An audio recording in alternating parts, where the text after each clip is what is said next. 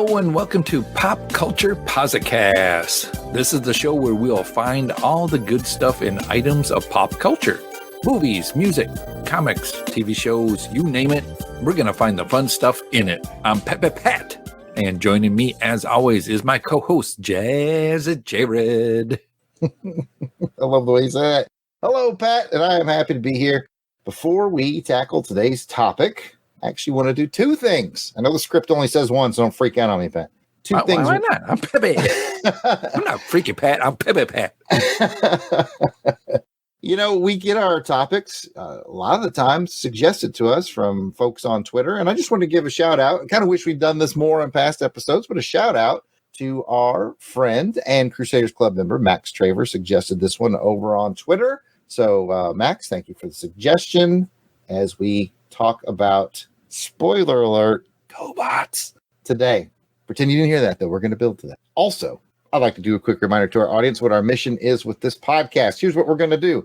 We're going to tackle a controversial, maybe a generally disliked item of pop culture. We're going to give you our honest overall feelings about it. And most importantly, we're here to shine a light of the positive aspects of whatever the topic is today. I already spoiled it. We're going to talk about Gobots. We're going to talk about what was cool about Gobots, because it's easy to dump on Gobots. We're going to talk about what was cool about them. But here's what we're not going to do. We are not going to try to convince you to like something that you don't like. You can listen, you can disagree with us, and that's perfectly okay. We're not going to encourage fandom battles. We do not want you in our comment sections on our social medias getting into fan fights over whether or not Gobots suck. Please be mature about it. If people like it, let them like it. If they don't, let them don't. We're also not here to tell anyone you're wrong. Just because we like something or we find a positive aspect in it that you don't see, that doesn't mean you're wrong. It just means we have a different. All right, that's right. Like I said in the opener, we're 100% about finding the good in everything. And as an added bonus, every episode will end with a segment called Positively Practical. Jazzy Jarrod has been in the communications and leadership training business for over 20 years. So he's going to give you some practical advice that you can incorporate into your everyday life at the end of every episode. That's right. We're going to enhance your life skills while we talk about fun pop culture stuff. So let's get started. It just occurred to me that our show is kind of like an old G.I. Joe cartoon with a public service at the end of it. But I'll get to that later. But on this episode of Pop Culture Posi-Cast, we're going to be finding the good in, as I mentioned already, Gobots, the toys. They appear to be mighty robots, but you change them into mighty vehicles. Gobots and Super Gobots, each sold separately. Gobots, Gobots, Gobots, Gobots, Gobots, mighty robots, mighty vehicles, Gobots. Gobots and Super Gobots, Destroyer, Sight, Kill, and Leader 1, each sold separately from Tom. All right, the first step in every Posi-Cast is to give you our honest thoughts. We will always start by being upfront with you on how we feel about our topic. It's important to remember that even if we're not super keen on something, that doesn't mean we can't find the good in it. So let's get going with our segment called Honest Talk. You want answers? I think I'm entitled. You want answers? I want the truth! You can't handle the truth! How do you feel about the Gobots, the toys, Jarrod, overall? Overall, I'm down with Gobots. You know, I had a couple of them as a kid. I will say that I totally get why they are something of a punchline of a toy when compared with Transformers, which I think we're going to see a bit of tonight.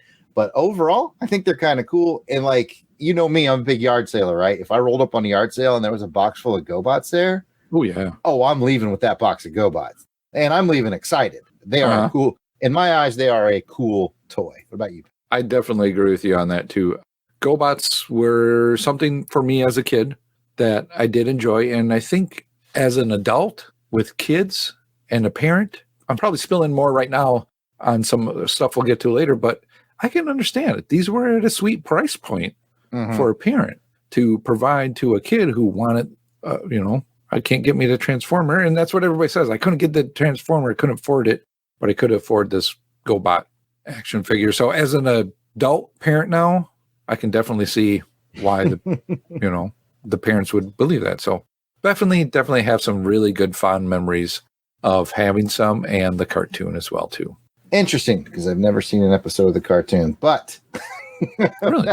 really, when I was doing some research for this show, I got some tastes of it. Some picture of it. Yeah. Yeah, so I got a little bit of a vibe for it. But anyway, now that you guys know how we generally feel about GoBots, it's time to find out what the internet has to say in a segment called The Pit of Despair. Where am I? The pit of despair. Don't even think. Don't even think about trying to escape. The chains are far too thick. During the Pit of Despair, I get the unenviable task of finding the more common negative opinions on today's topic of GoBots, and I find them on social media sources so that Peppy, Pat, and I might address them. So put on your helmet, Pat, because we're going to take a dive into those internets. And who's going to lead us on that dive? Well, our friend of the network, Delvin the Dark Web Williams, will be reading the Pit of Despair. And you know what? Interesting view this time. It's not as despairy as usual. I've discovered that people don't tend to take to the internet just to hate GoBots, but they do tend to take the internet to talk about how Transformers are better than GoBots. Sure. So that's where a lot of these comments are going to take us. And let's just find out if we feel like they're valid or not. Let's do it. Delvin, Let's go. Let's go. Let's go. All right, Delvin, take it away. What's up, everybody? It's Dark Web. Welcome to the Pit of Despair. Don't look at me. You still suck. Let's get to the comments. All right. First comment up. It says, as a kid growing up in the 80s, I can say that the cartoon hurt the GoBots. It felt outdated when comparing it to the Transformers. All right, Pat, what do you think? Do you think the cartoon just doesn't stand up well, GoBots versus Transformers? There's some reasoning there. Yeah, the cartoon was more kid-based, more focused on childlike things going on, where the Transformers, you had more of a deeper storytelling going on there. But I don't want to say it hurt it. I just think Transformers was more of a cooler thing, I think. Well, again, I didn't watch a lot of the cartoon. I got a very tangential feel for it doing the research for this. But I can say just by glancing at it, it does look a little cheaper than the Transformers cartoon. And to hear your point of view, what I'm getting from you is, Transformers was probably being watched by 10, 11, 12. And what I'm hearing from you is GoBots might have been more 6, 7, 8. Younger agers, yeah. Okay. Yeah. So again, I'm not an authority on it because I didn't watch it, but just at a glance, it looked a little cheaper. Hanna-Barbera did the GoBots cartoon. Correct. And Transformers just looked a little sharper. Yeah. Yeah, they did. But I still enjoyed watching the cartoon. A child of the 80s, just the riches of cartoons that we had at that time. It's an embarrassment of riches. It truly was. And I'd watch Challenge of the GoBots. It was always fun to Why not? Something that was on. All right. Next comment. Let's go back to Delvin. Next up, a lot of things hurt GoBots. Looking back, I cannot help but think that one of the things that was the GoBots artwork was too honest. Transformers box art was willing to take a bit more liberties with the realities of the toy design, while the cartoon series were willing to go even farther. Consider Megatron. His original toy robot form was terrible. It was what you would imagine a terrible knockoff to look like. That's true. The box art made him look decent, and the cartoon cleaned up the design even more. Now consider any GoBot. The toys were comparable to the cheap line Transformers and sometimes better, but GoBot box art was just a simplified drawing of the toy, and the cartoon was as well. It didn't help that Hanna-Barbera created the cartoon, as their low-budget approach to animation only guaranteed that the characters looked like lifeless, stiff toys. All right, Pat. So what we have here, what we've just heard, is this person basically says box art matters. And the way you present, we kind of touched on that in our last comment, the way you present yourself in the cartoon matters. So do you agree? Do you think that those design choices kind of put GoBots to the side? It's tough to say because I continue to look at it as GoBots were maybe for the beginner, the novice, transforming person, where the Transformers were a little more hard to change around. So you'd have your next level transformation toy that you could use. So they're right that the box art was the picture of them in the vehicle mode, and I think as them standing up in their Gobot form. And there wasn't really much in a Gobot form. It was just, the legs come out and that's me transforming, or that's me Gobotting whatever they did. It's great. It's a good sound effect. I'm going to agree with you, because if I just clear my mind and I think back and I put my brain into packaging mode, and I go back to the 80s and I go packaging, I think Transformers, solid color designs. If I think Decepticon, there's going to be purple on there. Autobot, there's going to be red. There's going to be charts. Graphic, yep. There's going to be almost futuristic computer looking packaging. And when I think Gobots, I do think fairly simple blister packs. Yes. So I think that this commenter has a point in that packaging kind of matters. Even the simpler Transformers that came in sort of standard blister packaging, like Bumblebee and that's what you would. Even then, I would say the packaging still had almost, just the graphic design had almost a futuristic look to it. Grids. Yeah. I remember there being grids. And I think you're right that Transformers did have that marketing down a lot better than the Gobots. And the Gobots, this level of the Gobots were being compared to the entry-level Transformers. All right. And I think there were a couple in my research. I think I came across that there were some like super Gobots. Yeah, like bigger ones, but they just weren't, the Gobots were just more famous for the smaller, simple ones, I know the ones I got from an aunt for Christmas, that aunt that's just kind of guessing at what you like. And I liked them. Yeah. And again, it's the price point too, that for that aunt, it was a decent price point for them to still make you happy. Absolutely. Absolutely. And I remember I was happy as a kid when I got my Gobots that I had. Absolutely. Delvin, go ahead and hit us with that third and final comment.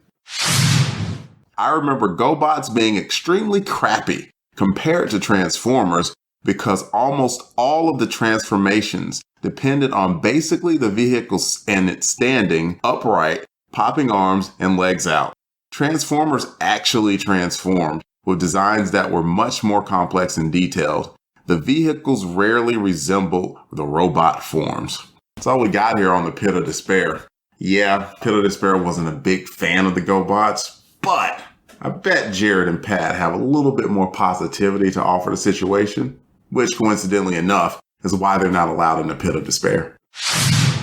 Okay, so I see what this guy is saying, and I don't disagree. I can disagree with it. Like he says, for Gobots, it was a lot of basically take this car, stand it up, pull out his head and arms, and pop it. They were simpler. They were simpler. Listening to that comment, I look at it as when we were kids buying a model. Remember the model kits you could buy?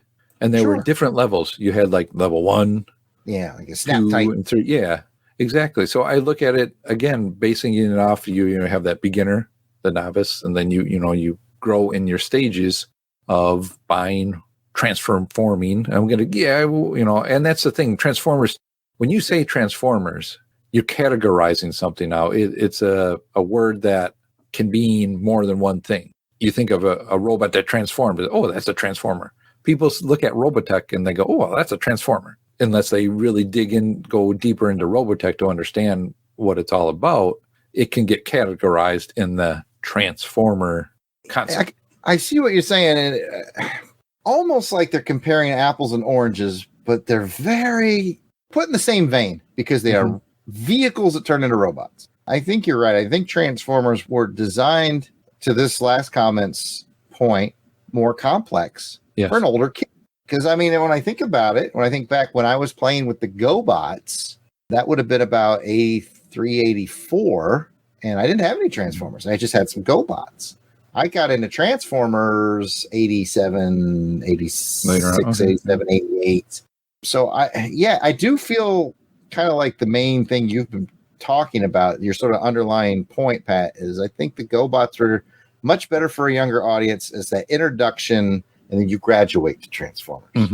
We often compare them because they were both of the 80s and they were both changing robots. And if you do an honest comparison, Transformers are better. They're better. But does that make GoBots bad? No, not at all. Not at all. I definitely love the concepts of the GoBots. Some of the vehicles that they had that could do something. Like you take Leader 1. It's a cool looking vehicle. Yeah. They were definitely cool. Well, good discussion around that. We made it out of the pit of despair, one of our easier journeys into the pit of despair. Mm-hmm. So I pass it back to you, sir. Well, you're right, Jarrod. We did it. We survived a dive into the internet. It wasn't bad. It wasn't bad. It was like going to the pool and you dip your foot in a little bit and it's like, it's lukewarm. This wasn't bad. It wasn't too bad. Yeah. I think most of the time on Pit of Despair, we get arguments that I just think are unfair. I didn't think any of those were unfair. Yeah, no, definitely. So with that calls for some celebration. And we do that on the show in our most important segment called Gimme the Good Stuff. I want some good stuff.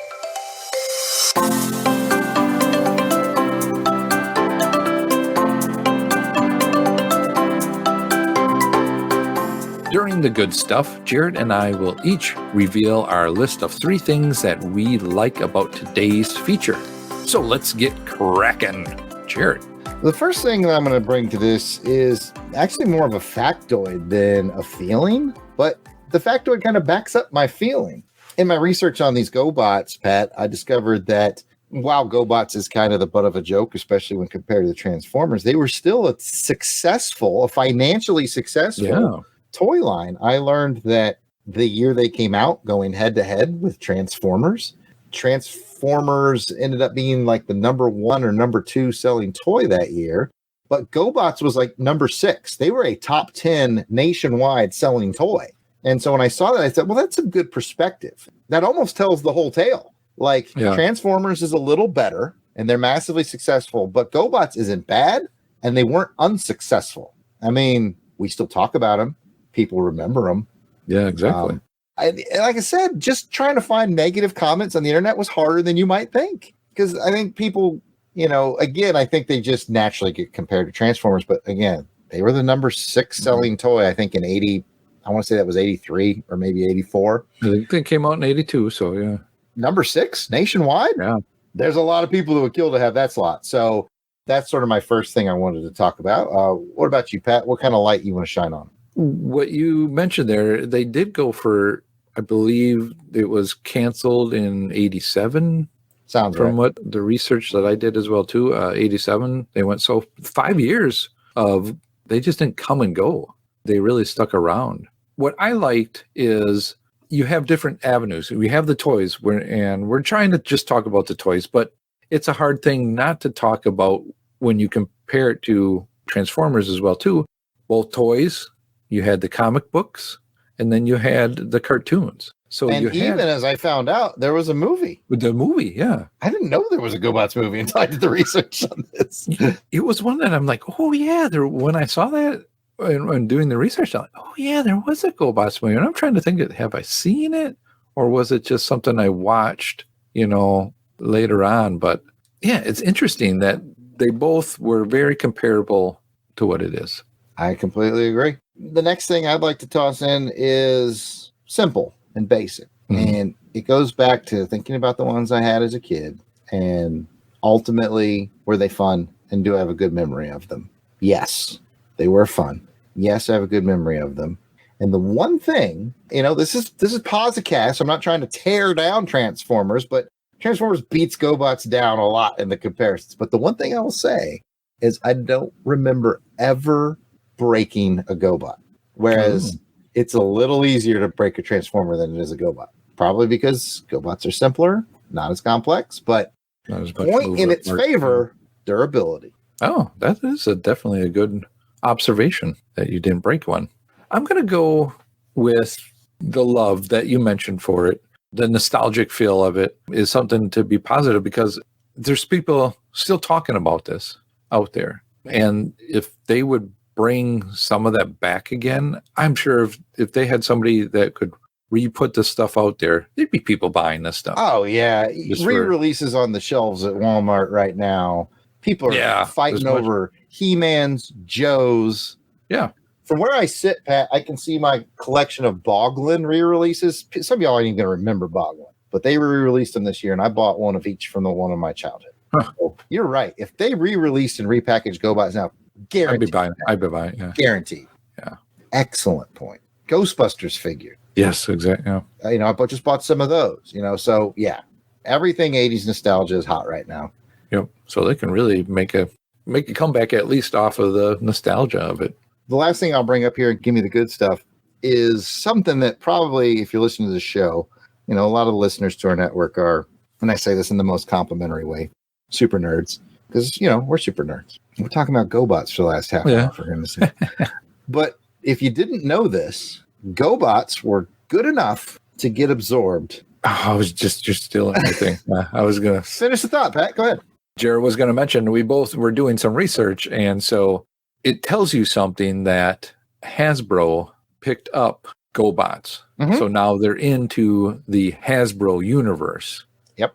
And so they could be somewhat of another planet that the Transformers could go to, or it's just, you can combine that now. And as a kid, who didn't do it anyway? Right. Yeah. I don't know if your research turned up the same things as mine, Pat, but I saw like in a recent Transformers comic book, they had one of the Transformers having sort of gladiator style battle with an unnamed robot that looked just like Psykill. Yeah. I think it was Psykill. So Hasbro is like dipping their toe in like, hey, we can mix these universes, and you could totally mix them. Like you said, we were doing it anyway. Yeah. Everybody was doing it. I mean, even with my Joes or my other figures, it's a kid. Whatever you got is what you had, and you just made it a big playground. Speaking of which, when I was looking for negative comments for Pit of Despair, I saw a neat positive comment that I hadn't thought of. Oh. But he was basically like, GoBots were of that smaller scale that was small enough to where they would interact with all your Hot Wheels play sets. Like if you had the big garage or all that, he's like, you could make the garage part of your play set. And I was like, that's brilliant. Yeah. Yeah. And we did that as kids. We sometimes mix toys to make a factor. So yeah, they definitely have their place. I'm glad you and I both kind of wanted to wind up with, hey, they're good enough for Hasbro. Hasbro owns them now. Yeah. The only other kind of interesting things, if you came to this podcast looking for fun facts about GoBots, is just like Transformers, they were brought from Japan. What were they called over there? Do you remember? Machine Robo. I think Machine Robo, and then they brought over like Machine Man. And then they were Machine Man for a while. And then they renamed it GoBots. Which, fun fact, if a lot of the GoBots, if you look for the serial number stamp or model number stamp on your GoBot, it'll be MR something, something, something. Mm-hmm. And that's because they used to be called Machine Robo. So little fun nerd trivia for you there. But yeah, Hasbro brought over Diaclone, I think was what it was called in Japan. Yeah. And turned it into Transformers. And then Tonka brought GoBots from Machine Robo or Machine Man. It had a couple of different names depending on where you grew up. I saw people in the comments saying, hey, I lived in Australia and it was, I think, Machine Man there. Oh, I lived in Europe and it was Machine Robo here, Yeah. The wild times of the 80s, trying to keep up with all the names. I mean, shoot, Teenage Mutant Ninja Turtles in England was Teenage Mutant Hero Turtles. It's wild times of the 80s. Anyway, I just want to toss that in to give me the good stuff in case you tuned into the podcast hoping for some nerd knowledge. There's a little bit I picked up along the way. Now to wrap up our final thoughts on this one. Jarrod, what's your final thoughts on GoBots? I'm going to go right back to where I kind of started on this episode. I think they're cool enough to, like, if I saw them in my yard sales, I'm not passing them. Oh, yeah. I'm going to huge smile on my face, give you a giant box of GoBots. I would love that. So my final thought is it an inferior toy to Transformers? Yes, but I like your input on this episode, Pat, that it's almost designed for that entry-level younger person. It's a gateway. So, yeah, inferior has a very negative connotation, but I think you're right. I think it was inferior almost by design. So I think that's a good place to leave my final thought. What about you? This brings back a lot of nostalgic for me of 80s. I'm an 80s guy, so it really warms my heart to kind of re-look at some of this stuff again, but with a more fresher eye on it. Like we said, do believe that I would call this the gateway. It's not inferior at all. I think it's just another thing that can get you into robots. It's no different than getting a comic. You may not like this certain hero or whatever, but if it pulls you into the universe or the bigger universe of all transforming robots, then it's done its job and can bring you in and just open up your mind and expand it and have some imagination and fun. Well said. Well said. It did put me in mind of something funny I found along in the research too, Pat, that I think is worth bringing up before we kind of close out the show. I thought it was really funny, just culturally speaking, both Transformers and Gobots, known as Machine Man or Machine Robo in Japan. So Diaclone as Transform. Anyway, in Japan, they just release them.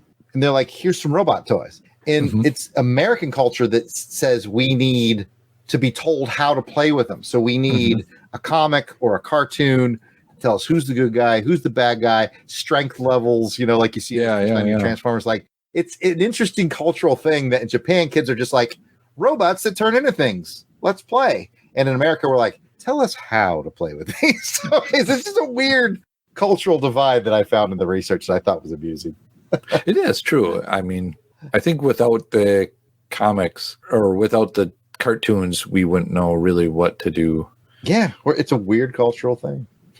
All right. Well, with that, let's get into the segment I promised earlier, the one that can help you on your day-to-day life. Jarrod's Positively Practical.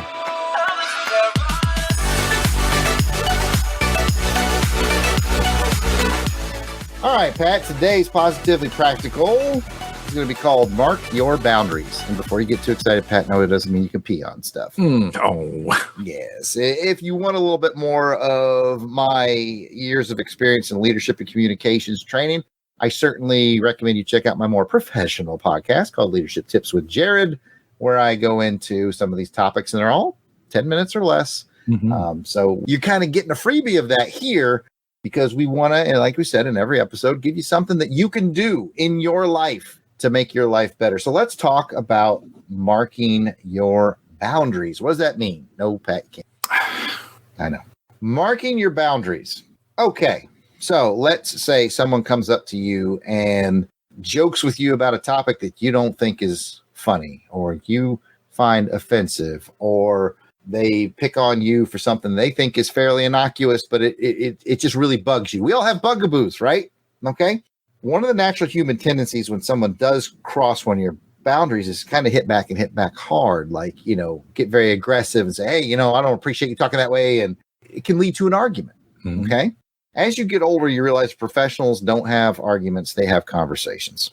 All right. So basically, this is a way of keeping your emotions in check and being fair to the person who crossed one of your boundaries. And the point of it is, if you don't explain your boundary, if you're not clear about your boundary, holding someone accountable for crossing that boundary and just blowing up on them is kind of as much on you as it is on them and how you manage yourself in that moment. So yes, when people cross some of your boundaries, it can be very emotional and you might want to get angry, but I encourage you to check yourself and ask yourself, have I explained this boundary to this person? Sure. Okay. And if you never have, that's the time for you to engage your rational mind, get out of emotional mind, get in a rational mind, and say, hey, this comment you just made or something like that it's one of my bugaboos. I find offensive, disturbing. It just sets me off. I'd appreciate it if you don't do that again, and you could be direct, but you don't have to be emotional. You don't have to be yelling or shouty. And, if that person's worth their salt, then they'll be like, okay, my bad. They'll file that away. They'll remember it and they'll avoid that from then on. Now, are there people out there that if they know your boundaries and your buttons to push, that they're going to aggressively push them? Probably. Okay. These are just people to avoid. Nothing you can do about a person who's just basically a jerk. But if you have a good person in your life and you explain that boundary, the good chances are they're going to avoid it from then on, and you're going to have a stronger relationship. Now, if they do transgress again, now you do have a right to get a bit more angry and say, I still encourage you to control your emotions, but just start reevaluating. Is this person worth my time?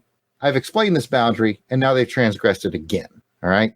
That's when you ask yourself, is this person worth my time, or do I need to phase them out of my life? So long story short, maintain your emotions at all times. I know it's easy to say and hard to do, but when people cross those boundaries, give them the benefit of the doubt that they didn't know they were crossing the boundary. And hopefully you can strengthen a relationship rather than dismiss one. Now, again, if they continue to cross even after you've expressed this, that's where you might want to reevaluate the value of the relationship overall. But you owe it to folks to tell them where your boundaries are before you hold them accountable for those boundaries. That sounds like some practical, good advice, Jarrod. I hope so. I hope that helps some listener out there. Maybe salvage a few friendships. Burn bridges when you don't have to. Never a great idea. It's definitely, I really enjoy listening to these, getting these reminders, not only listening to your other podcasts, but hearing it here again, and just good things to work on. Definitely. We all could be worked on a little bit. Even me. I teach these classes. To this day, Pat, I'm teaching these classes once a week, and I preach this, and I got to practice it too. I got to remind myself. You know, it's easy. It's easy when someone crosses one of your boundaries to want to smack back. Sometimes you got to remind yourself, okay, this person doesn't know this is a boundary for me. Let me express it. And 9 times out of 10 makes things get better. Mm-hmm. So with that, let's give out some more positivity and show some love to our Crusaders Club members. These are the fine folks who have joined our crusade. They get early access to special Longbox episodes, free raffle giveaways, voting on show programming, so much more. They get, how much access do they get, Pat? Well, Jarrod, believe it or not, they get all the access. I mean, all the access. All the access. Woo. Wow. Well, these are the folks who are reaping the benefits and giving so much appreciated support to the show and getting all that access. Helica Wolf. Auburn Elvis. Bill Bear. Blast It or Stash It. Braxton Underwood. Captain Entropy. Clinton Robinson. Dave Collins, the Battle Wagon. Battle Wagon. Gary Viola. Gene Hendricks. Gerald Green. Jason King. Jeremy L. Jim Jarman. I hope you like Jim Jarman too. Joe Thomas. John Watson. Josh Strickland. Candace Ward. Kathy Bright. Cluck Trent. Maxwell Traver. Michael Wagner. Miranda W. P.D. Devons. Paul Hicks. Rick from Jeff and Rick Present. Rob Morgan. Ross Michaud. Ryan Daly. Samantha Maney. Sean Urbanski. Spidey 67. Steve Cronin. Tim Price. Tony Pennington.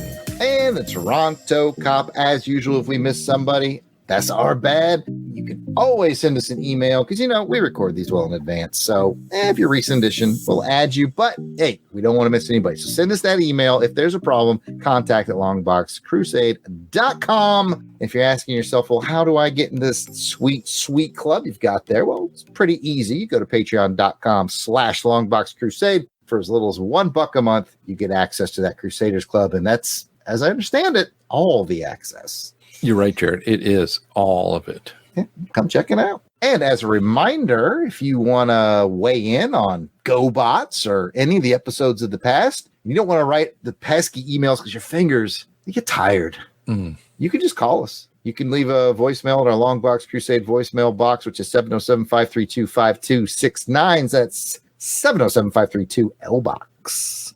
Pick up the phone. And you know what? I guess our last topic, Pat, wasn't controversial enough. We covered The Dark Tower, the movie, starring Idris Elba and Matthew McConaughey in the last episode. We got a few likes, we got a few retweets, we got a few shares, but nobody jumped in the comments. So I guess we picked a vanilla topic that people just didn't have any passionate opinions about. So no feedback this episode of Dark Tower. I liked it. I liked it too. You know, but hey, I was really surprised that we just putting the image of the poster up. I thought some King fans were just going to come in and start lighting up the comments. But hey, whatevs. That's fine. But if you have comments for this one, well, we're going to tell you where you can find us. And that's where Pat comes in, I think. Well, with that, that's going to bring us to the end of this episode of Pop Culture Posi-Cast. If you'd like to hear more from us in the realm of comic books, action films, vintage TV, movies, serials, and so much more, come and check out the entire Longbox Crusade Network. Jazzy, Jarrod, where can they find all that? Well, Pat, as you know, I'm glad you asked. You can find that on Apple Podcasts, Google Play, and most podcatchers. You can go to www.longboxcrusade.com. You can go to Twitter, Facebook, Instagram, and YouTube at Longbox Crusade. We are in so many different places. And of course, as a reminder, 707-532-5269. Give us a call. Let us know what you think about this show or any of our shows, and good chance we'll use your voicemail on an upcoming episode. Back to you, Peppy Pat. Well, Jarrod, I'm glad you asked. And if you'd like to chat with us online, I can be found at Christatos01. Jarrod, where can you be found? I am at Yard Sale Artist, Twitter, Facebook, and Instagram. It's all at Yard Sale Artist. If you're interested in checking out my book page sketches, www.theyardsaleartist.com. Thanks for joining us on this episode of Pop Culture Posi-Cast. We look forward to chatting again with you soon. And remember, as the old Native American tale tells us, we each have two wolves that battle inside us. One positive and uplifting, and one negative and burdensome. Which one wins? The one that you feed.